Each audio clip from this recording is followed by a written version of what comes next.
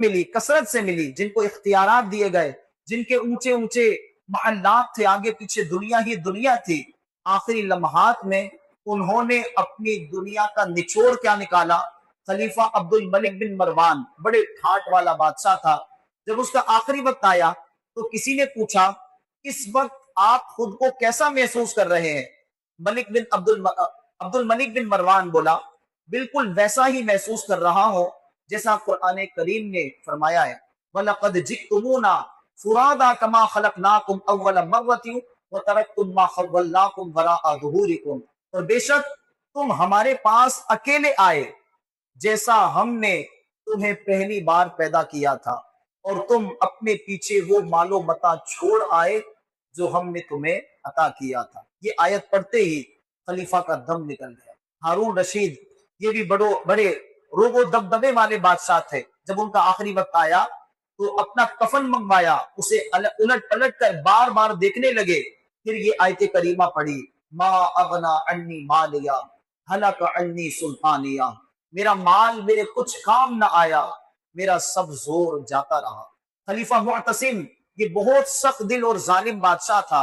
जब उसका आखिरी वक्त आया तो अपने बिस्तर पर लेटा तड़पता और बार बार कहता था, वलौ अलिमतु अन्ना उम्री हाकज़ा कसीरुन मा फ़अलतु, कहता है कि अगर मुझे इस बात का इल्म होता कि मेरी उम्र इतनी कम है तो मैं कभी बादशाही ना करता।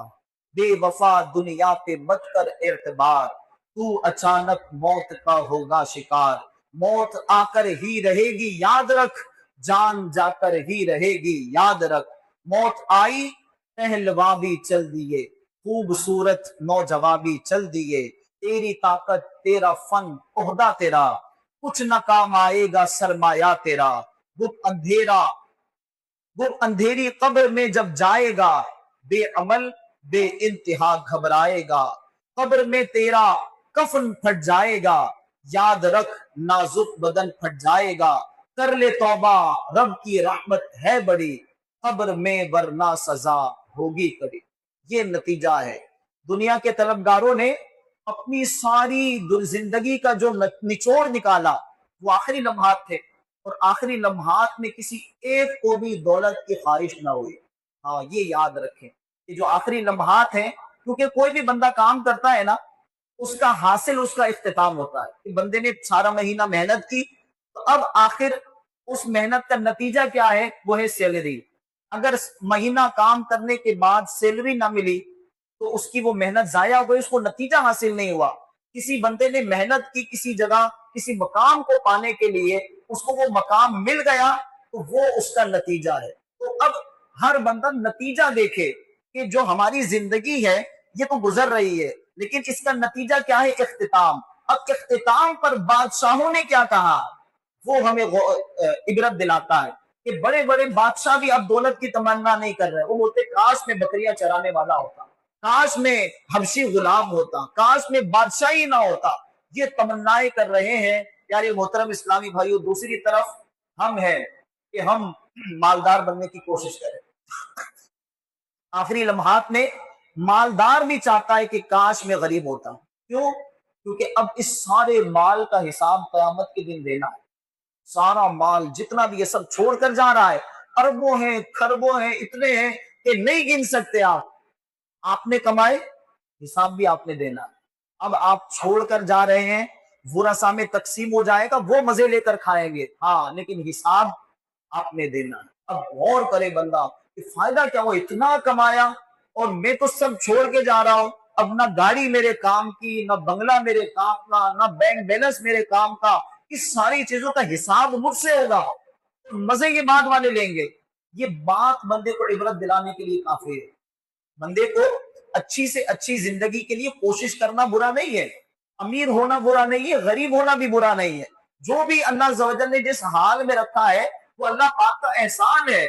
अगर कोई अमीर बंदा भी तहज्जुद गुजार है, कमाल की बात है ना कि अल्लाह ने माल की नेमत भी अता फरमाई और तहज्जुद की नेमत भी अता फरमाई। माल भी दिया और नफली रोजे रखने की सादत भी अता फरमाई। दुनिया का ऐश भी दिया और आखिरत की राहतों का सामान करने की तौफीक भी अता फरमाई। तो माल होना न होना ये माने नहीं रखता। بندے کے اعمال معنی رکھتے ہیں کہ اس نے اعمال کیسے کیے. مالدار تو عثمان غنی بھی تھے, مالدار تو حضرت عبد الرحمن بن عوف بھی تھے, مالدار تو حضرت یوسف علیہ السلام بھی تھے, بادشاہ مصر تھے. تو مال کو اللہ تبارک و تعالیٰ نے سلیمان علیہ السلام کو بھی عطا فرمایا, پوری دنیا کا حکمران بنایا. تو مالدار ہونا نہ ہونا یہ کوئی میٹر نہیں کرتا. مالدار بندہ بھی اپنی بہترین میٹنگ جاری ہے اور بڑا منافع کا سودا ہو رہا ہے, لیکن جیسے ہی حی علی الصلاۃ کی آواز آئی تو سب کو لے کر مسجد کی طرف چل پڑا. تو سلام ہے اس کے مال کو بھی اور سلام ہے اس بندے کو بھی کہ اللہ عز و جل نے اسے مال بھی دیا لیکن اپنی بارگاہ میں جھکنے کا شرف بھی دیا.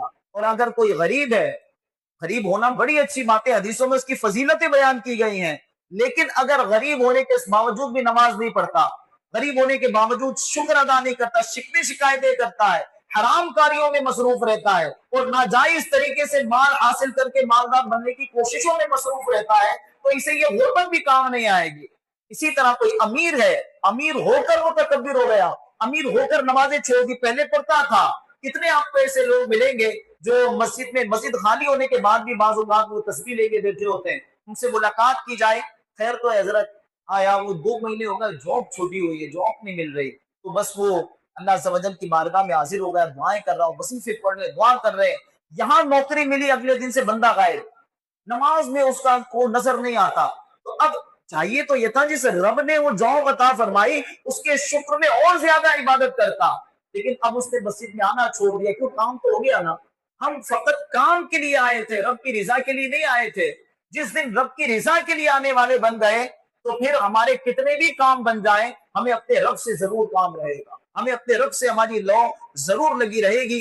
نبی پاک علیہ السلام